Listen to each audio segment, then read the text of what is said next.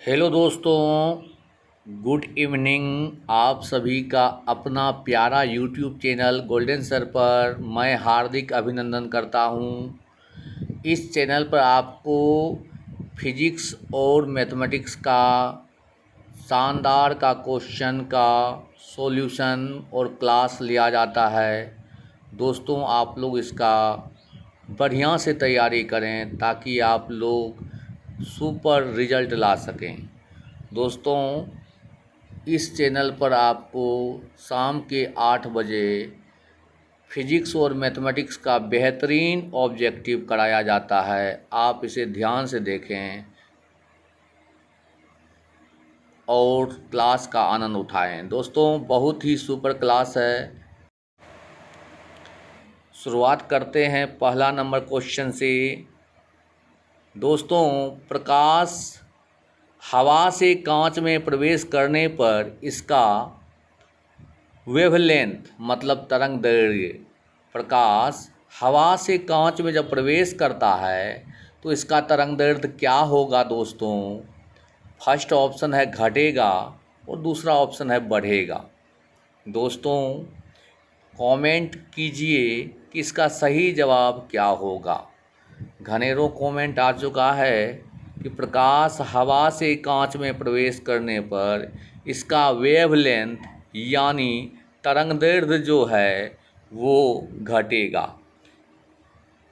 क्योंकि प्रकाश विरल से सघन में प्रवेश कर रहा है और विरल से सघन में जब प्रवेश करता है तो उसका तरंगदैर्घ्य घट जाता है। दोस्तों, दिमाग में रखिएगा, बहुत बार एग्जाम में पूछता है प्रकाश हवा से कांच में प्रवेश करने पर इसका तरंगदैर्घ्य घटेगा।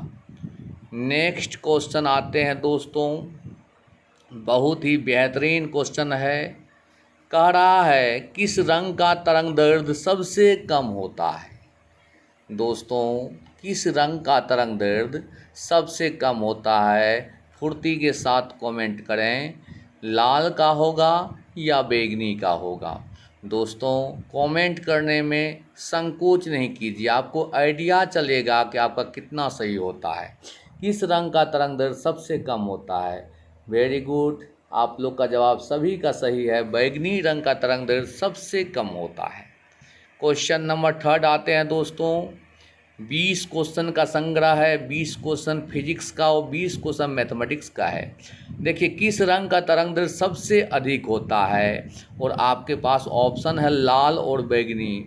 दोस्तों, सबसे अधिक तरंगदैर्घ्य जो है वो आप जान रहे हैं, अभी जस्ट पूछे हैं सबसे कम तरंगदैर्घ्य किसका होता है, तो आप लोग बोले थे बैंगनी रंग का। तो अब यहाँ पर पूछ रहे हैं कि किस रंग का तरंगदैर्घ्य सबसे अधिक होगा, तो गारंटी है आप कहिएगा लाल रंग का, जो कि 100% सत्य है। दोस्तों, क्वेश्चन नंबर 4 आते हैं। मेरा मकसद सिखाना है, इस कारण से अल्टर पल्टर क्वेश्चन नहीं पूछ करके आप लोग को सिखाने की प्रयास करते हैं। क्वेश्चन नंबर 4 देखिए, किस दर्पण में हमेशा काल्पनिक और वस्तु से छोटा प्रतिबिंब बनता है। काल्पनिक के साथ साथ वस्तु से छोटा प्रतिबिंब लगा दिया यहाँ पर, और आपके पास ऑप्शन दे दिया उत्तल दर्पण और दूसरा है अवतल दर्पण। फुर्ती से कमेंट करें दोस्तों, क्या होगा इसका सही जवाब। किस दर्पण में हमेशा काल्पनिक प्रतिबिंब बनेगा और वस्तु से छोटा बनेगा, तो इसका सही जवाब आप लोग वेरी गुड, इसका सही जवाब उत्तल दर्पण 100% करेक्ट है। दोस्तों, क्वेश्चन नंबर 5 आते हैं। बहुत ही सुंदर क्वेश्चन है। गोलीय दर्पण को पानी में डुबा देने पर उसका फोकस दूरी क्या होगा। गोलीय दर्पण को पानी में डुबा देने पर उसका फोकस दूरी क्या होगा। पहला ऑप्शन है बढ़ेगा, दूसरा ऑप्शन है घटेगा, तीसरा ऑप्शन है अपरिवर्तित रहेगा। दोस्तों, कमेंट में कोई संकोच नहीं कीजिए, कमेंट कीजिएगा तो दिल आपका जो है ये आइडिया चलेगा कि आप कितने जानते हो। दोस्त, वेरी गुड दोस्तों, बहुत सारे स्टूडेंट कमेंट आ चुका है और इसका सही जवाब होगा अपरिवर्तित रहेगा, क्योंकि दर्पण को पानी में डुबा दीजिए या गंगा स्नान करा दीजिए, कोई फर्क पड़ने वाला नहीं है, इसका फोकस दूरी चेंज नहीं होगा। यही लेंस रहता तो उसका फोकस दूरी चेंज हो जाता। क्वेश्चन नंबर 6 आते हैं। दोस्तों, बहुत सुंदर सुंदर क्वेश्चन है और आप लोग इसका प्रैक्टिस करें। प्रकाश तंतु यानी ऑप्टिकल फाइबर, प्रकाश तंतु संचार किस घटना पर आधारित है? प्रकाश तंतु संचार किस घटना पर आधारित है? पहला ऑप्शन है पूर्ण आंतरिक परावर्तन, दूसरा है प्रकाश का अपवर्तन। तो पूर्ण आंतरिक परावर्तन होगा कि प्रकाश का अपवर्तन होगा? ऑप्टिकल फाइबर किस सिद्धांत पर कार्य करता है? तो वेरी गुड, आप लोग का सही जवाब है, इसका सही जवाब ए होगा। प्रकाश का पूर्ण आंतरिक परावर्तन पर जो है ऑप्टिकल फाइबर यानी प्रकाशिक तंतु काम करता है। ठीक है दोस्तों, क्वेश्चन नंबर 7 आते हैं। लेंस की शक्ति का मात्रक क्या होता है? देखिए कितना हल्का पूछे हैं क्वेश्चन, इसमें तो कोई नहीं गलती करेगा। लेंस की शक्ति का एसआई मात्रक क्या होता है? लेंस की शक्ति का एसआई मात्रक जो होता है दोस्तों, वो आपको डायोप्टर होता है। क्या होता है? डायोप्टर। क्वेश्चन नंबर 8 आते हैं दोस्तों। किस रंग का अपवर्तनांक सबसे अधिक होता है? किस रंग का अपवर्तनांक सबसे अधिक होता है? पहला ऑप्शन है लाल, दूसरा ऑप्शन है बैगनी। दोस्तों कमेंट कीजिए फुर्ती के साथ कि किस रंग का अपवर्तनांक सबसे अधिक होगा, लाल होगा या बैगनी होगा। दोस्तों जानकारी के लिए बता देते हैं, जिस रंग का तरंग दैर्ध्य सबसे अधिक होता है उसका अपवर्तनांक सबसे कम होता है। जिस रंग का तरंग दैर्ध्य सबसे अधिक होता है उसका अपवर्तनांक सबसे कम होता है, और जिस रंग का तरंग दैर्ध्य सबसे कम होता है उसका अपवर्तनांक सबसे अधिक होता है। तो आप जानते हैं कि लाल रंग का तरंग दैर्ध्य सबसे अधिक होता है, इसीलिए उसका अपवर्तनांक सबसे कम होगा। अब बैगनी का तरंग दैर्ध्य जो होता है दोस्तों वो सबसे कम होता है, इसीलिए इसका अपवर्तनांक सबसे अधिक होगा। इसका सही जवाब होगा बैगनी। क्वेश्चन नंबर 9 आते हैं दोस्तों। आप लोग धैर्य से देखिए और इसे होगा तो आप दोबारा देख करके फिर जांच लें कि कितना आपका सही होता है, और लिख लें अगर होता है तो। क्वेश्चन नंबर 9 है, किस रंग का अपवर्तनांक सबसे कम होता है? दोस्तों अभी जस्ट बता चुके हैं किस रंग का अपवर्तनांक सबसे कम होगा। आप लोग जानते हैं कि लाल रंग का तरंग दैर्ध्य सबसे अधिक होता है तो अपवर्तनांक सबसे कम होगा। बैगनी का तरंग दैर्ध्य सबसे कम होता है इसलिए अपवर्तनांक सबसे अधिक होगा। लेकिन हमको पूछ रहा है सबसे कम किसका होगा, तो जानकारी के लिए बताते हैं लाल रंग, क्योंकि लाल रंग का तरंग दैर्ध्य अधिक होता है इसलिए अपवर्तनांक कम होगा। ठीक है दोस्तों, क्वेश्चन नंबर 10 आते हैं। 20 क्वेश्चन में 10 क्वेश्चन हो चुका है फिजिक्स का, 10 और है, आप इसे देखें। उसके बाद 20 क्वेश्चन मैथमेटिक्स का है। क्रांतिक कोण कब बनता है? दोस्तों क्रांतिक कोण जो है वो कब बनता है? देखिए फर्स्ट बात तो प्रकाश जो है वो सघन से विरल माध्यम में जाना चाहिए और अपवर्तन कोण का मान 90 डिग्री होना चाहिए। समझ में आया बात दोस्तों? और ये जो क्रांतिक कोण इसे हम सी से डिनोट करते हैं। तो कहा गया जब आपतन कोण का मान अपवर्तन कोण का मान 90 डिग्री हो जाए उस स्थिति में आपतन कोण जो होता है वो क्रांतिक कोण कहलाता है दोस्तों। ठीक है, जब आपतन कोण का मान अपवर्तन कोण का मान 90 डिग्री हो जाए उस स्थिति में आपतन कोण क्या कहलाता है? क्रांतिक कोण कहलाता है। इसका सही जवाब होगा ए। जब अपवर्तन कोण का मान 90 डिग्री होता है उस स्थिति में आपतन कोण जो है वो क्रांतिक कोण यानी क्रिटिकल एंगल कहलाता है। क्वेश्चन नंबर 11 आते हैं दोस्तों। जब किसी एमीटर को शंट किया जाता है तो उसकी माप सीमा क्या होगी?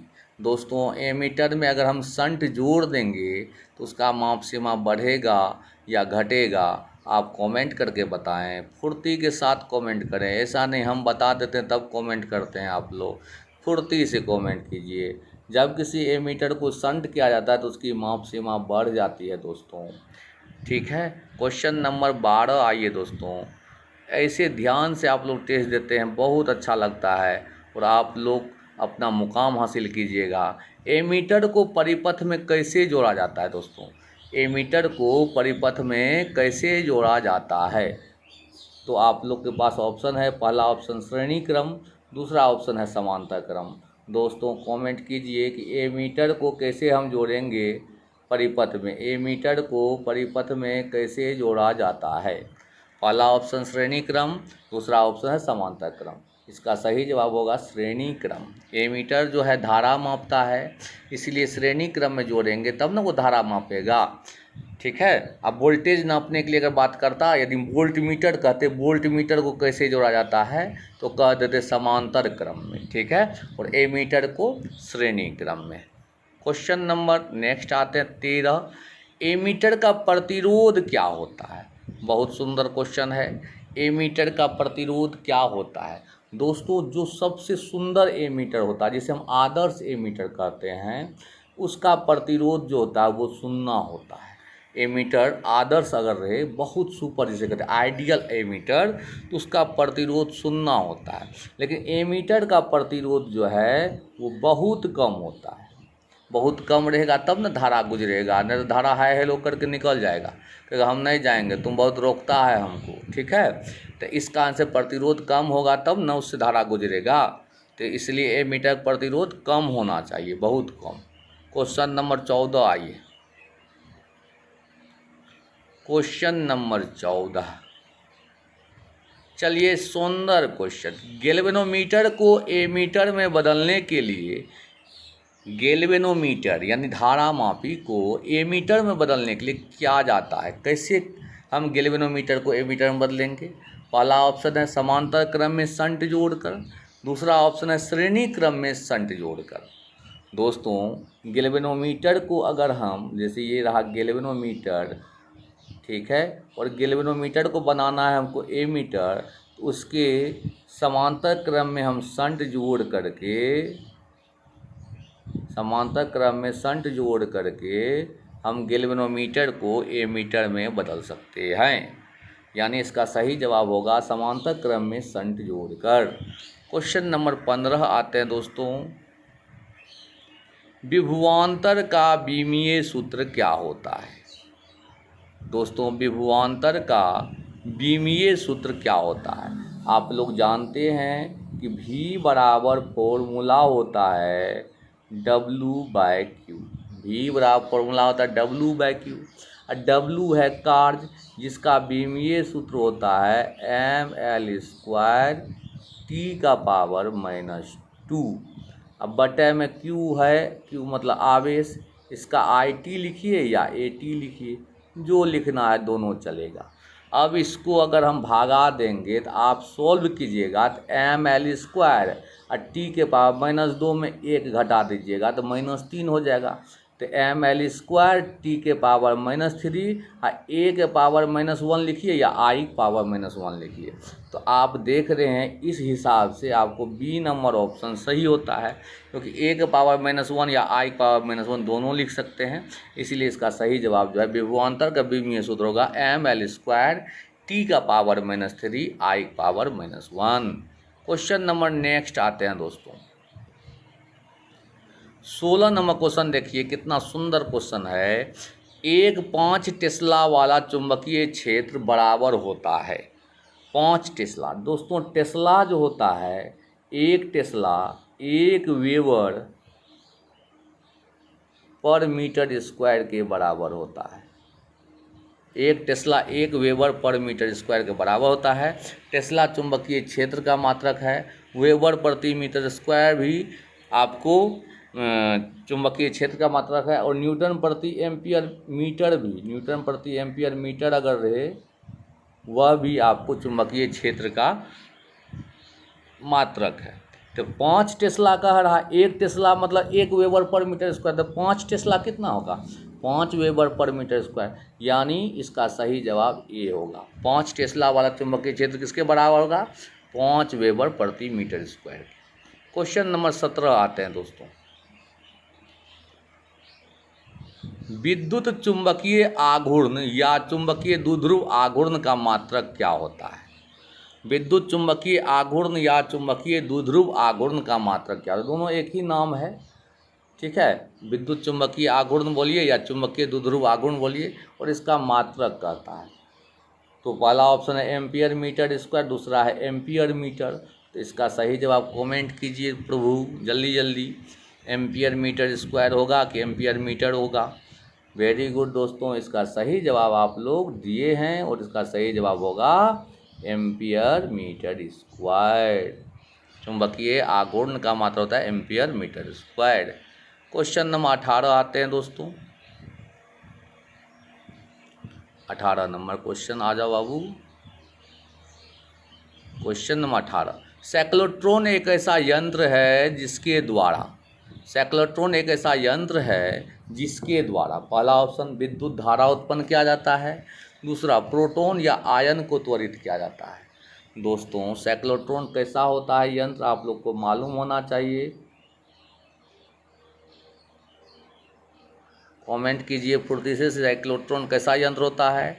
साइक्लोट्रॉन एक ऐसा यंत्र होता है जिसके द्वारा प्रोटॉन, न्यूट्रॉन, आयन को त्वरित किया जाता है, ठीक है, गतिमान किया जाता है। नेक्स्ट क्वेश्चन आते हैं दोस्तों। साइक्लोट्रॉन के बाद आया कहानी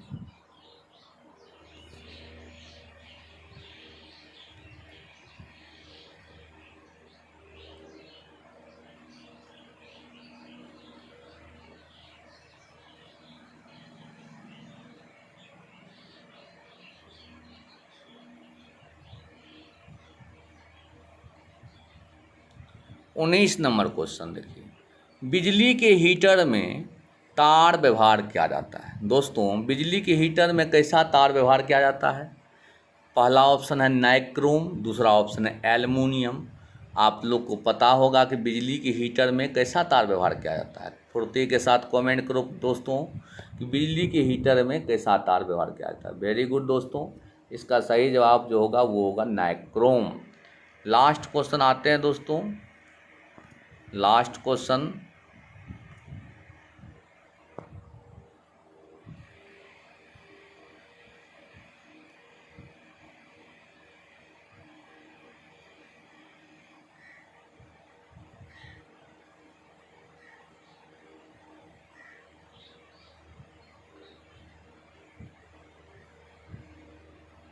twenty number question, epsilon note का विमीय सूत्र क्या होता है? दोस्तों एप्सिलॉन नोट का विमीय सूत्र होगा, पहला ऑप्शन है m के पावर -1, l के पावर -3, t के पावर 4, i स्क्वायर या a स्क्वायर। दूसरा ऑप्शन है m के पावर -1, l के पावर -2, t4 a स्क्वायर। दोस्तों इसका सही जवाब आप लोग बताइए। और आप लोग जो है फॉर्मूला से एप्सिलॉन नोट, जैसे मान लीजिए हम कहेंगे F बराबर फॉर्मूला लिखो तो आप कहिएगा 1/4 pi epsilon note Q1 Q2 बटे R स्क्वायर। इस सूत्र से आप एप्सिलॉन नोट को इधर कर दीजिएगा और सॉल्व कीजिएगा तो इसको सॉल्व करने पाएगा m के पावर -1, l के पावर -3, t4 a स्क्वायर, यानी ए नंबर ऑप्शन सही होगा। 20 का था। अब हम 20 मैथमेटिक्स का क्वेश्चन देखते हैं।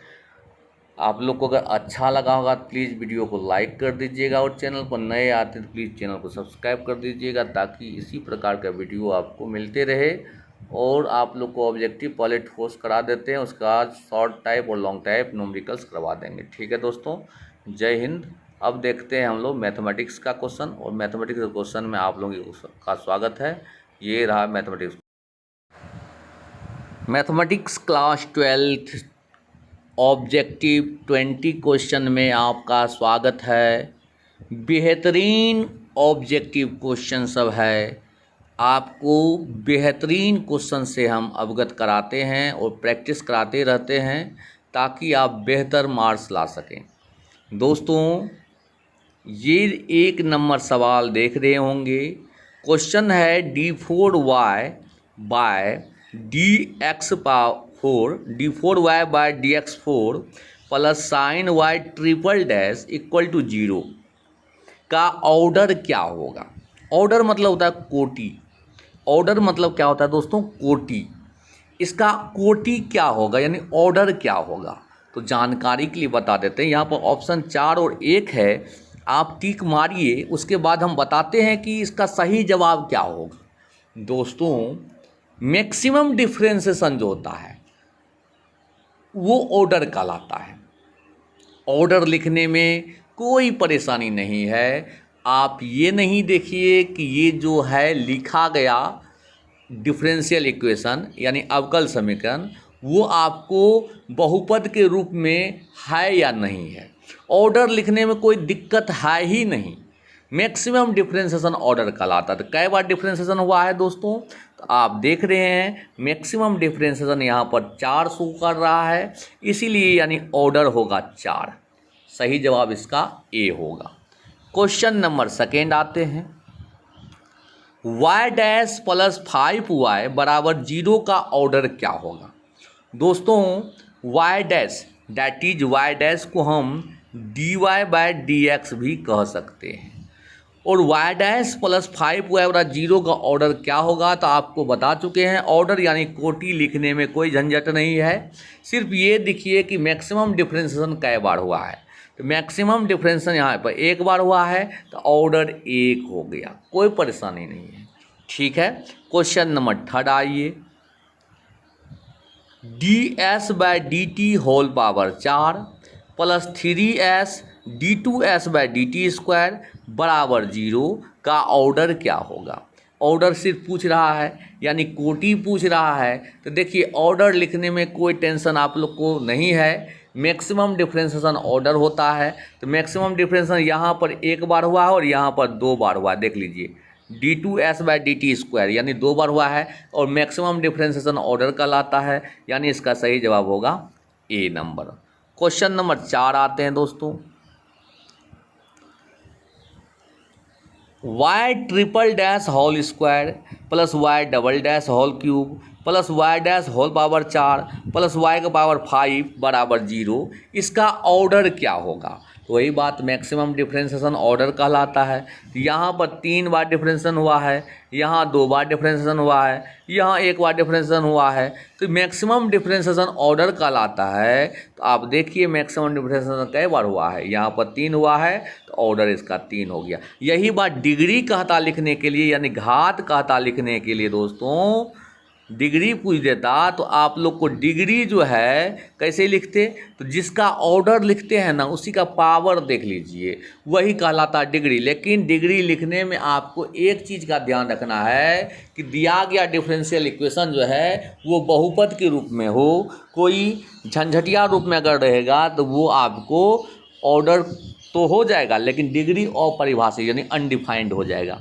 यहाँ पर आपको ऑर्डर 3 हो गया, अगर डिग्री पूछता तो डिग्री 2 हो जाता, क्योंकि जिसका ऑर्डर लिखेंगे उसी का जो पावर होता है वही डिग्री होता है। ठीक है, क्वेश्चन नंबर 5 आइए। 2x d2y/dx² घटा 3 dy/dx प्लस y बराबर 0 का ऑर्डर क्या होगा। तो यहाँ पर देख लीजिए कि मैक्सिमम डिफरेंशिएशन कितना बार हुआ है वही उसका ऑर्डर होगा। तो ऑर्डर मैक्सिमम डिफरेंशिएशन यहाँ पर देख लीजिए ये 2 बार हुआ है तो ऑर्डर क्या हो जाएगा 2 हो जाएगा। इसी का पावर कहलाता है डिग्री। तो पावर इसका कितना है 1 है तो डिग्री 1 हो जाएगा। लेकिन डिग्री पूछ नहीं रहा है, सिर्फ ऑर्डर पूछ रहा है और ये बहुपद के रूप में है। डिफरेंशियल इक्वेशन जो दिया गया है वो बहुपद के रूप में है, इसीलिए इसका ऑर्डर 2 होगा, डिग्री 1 होगा। क्वेश्चन नंबर 6 आते हैं दोस्तों।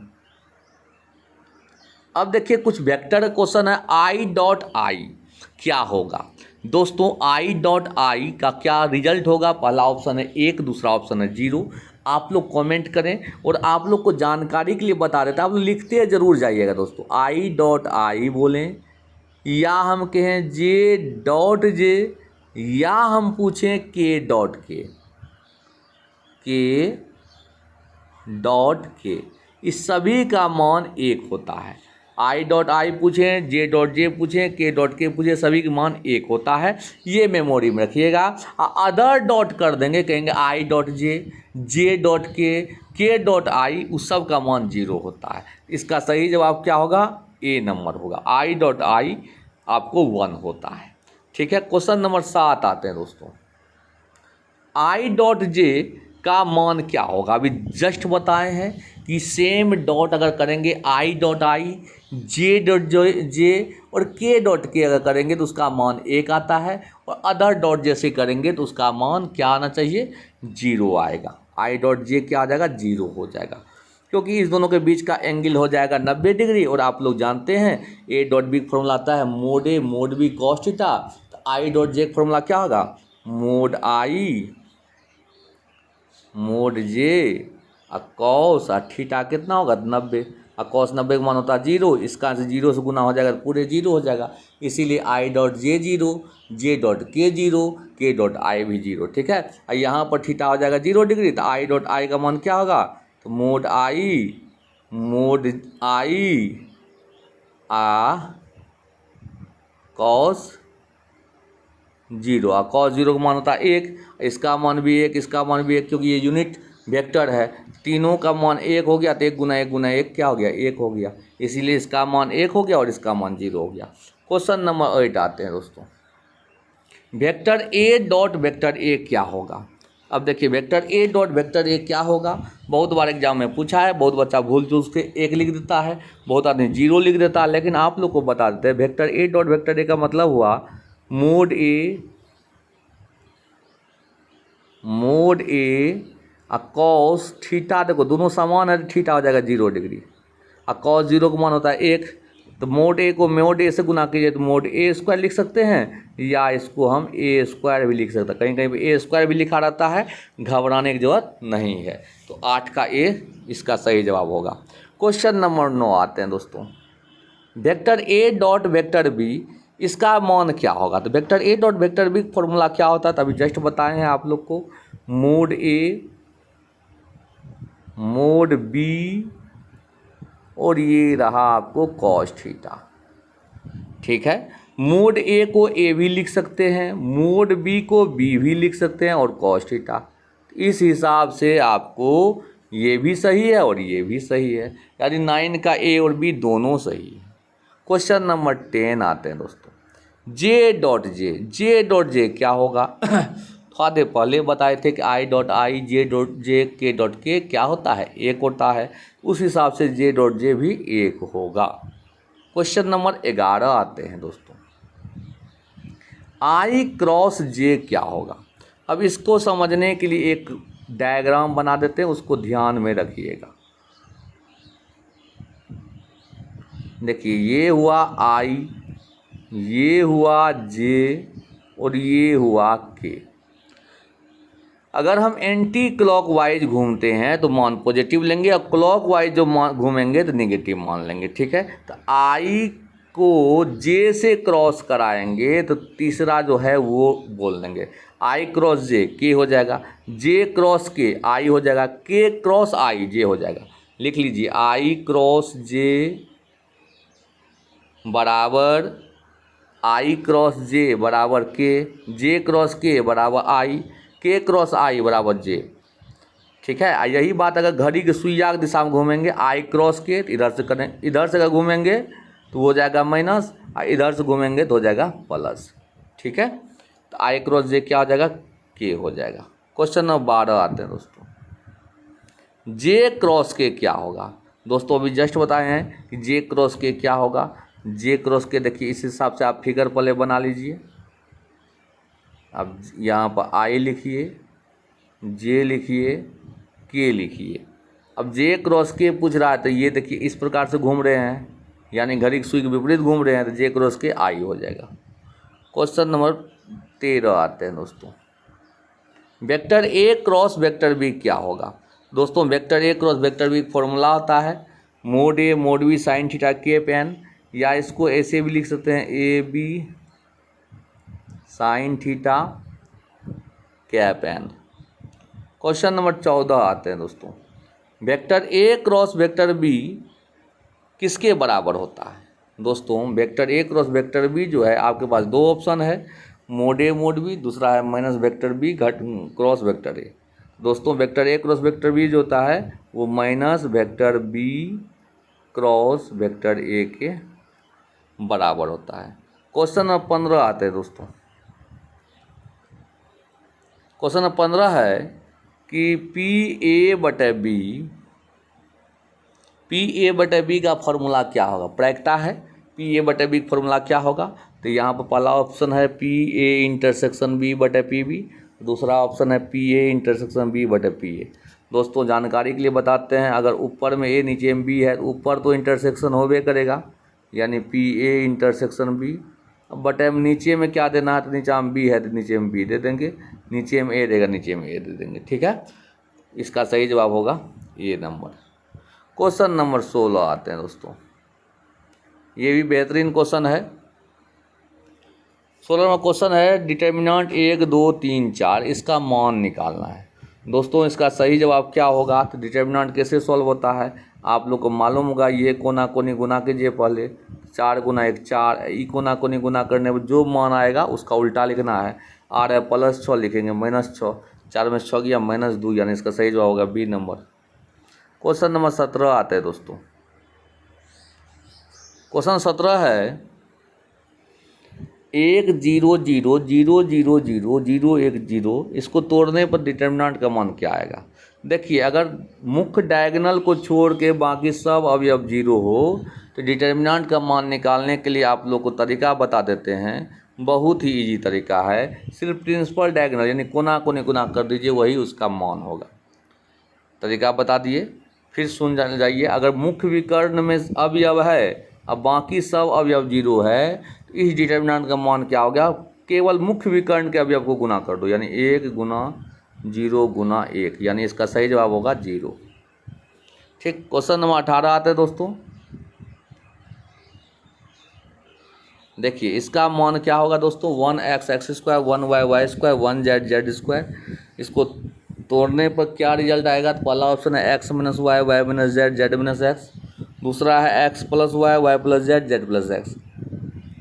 दोस्तों फुर्ती के साथ कमेंट कीजिए इसका क्या होगा। इसका तोड़ने पर रिजल्ट आएगा आपको ए number, x - y y - z z - x। तोड़ करके देख लीजिएगा। 19 नंबर क्वेश्चन देखिए, tan इनवर्स 1/2 + cot इनवर्स 1/2 का मान क्या होगा। दोस्तों एक फार्मूला है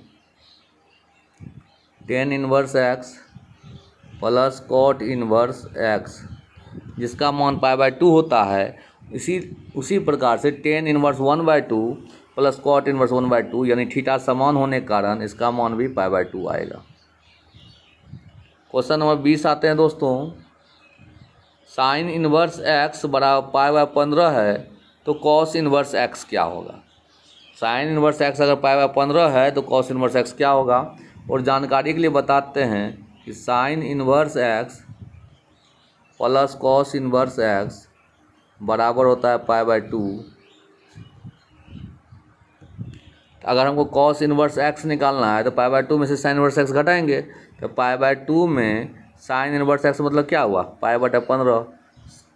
π/2 में π/15 घटाओगे, इसका सही रिजल्ट आएगा 13 π/30। ठीक है दोस्तों, तो आपको मैथमेटिक्स का 20 ऑब्जेक्टिव भी बताए हैं और बेहतरीन क्वेश्चन सब था। इस टाइप का क्वेश्चन आता है एग्जाम में, आप प्रैक्टिस करें और आप लोग इतना प्रैक्टिस करा देंगे कि आपको एक भी ऑब्जेक्टिव सब्जेक्टिव नहीं छूटेगा और बहुत बढ़िया एग्ज़ाम जाएगा। दोस्तों आप लोग जो है प्रैक्टिकल करते रहें और जो देते हैं उसको ध्यान से देखें और लिख ज़रूर लें। ठीक है दोस्तों, okay, best of luck, good night, सब बखैर।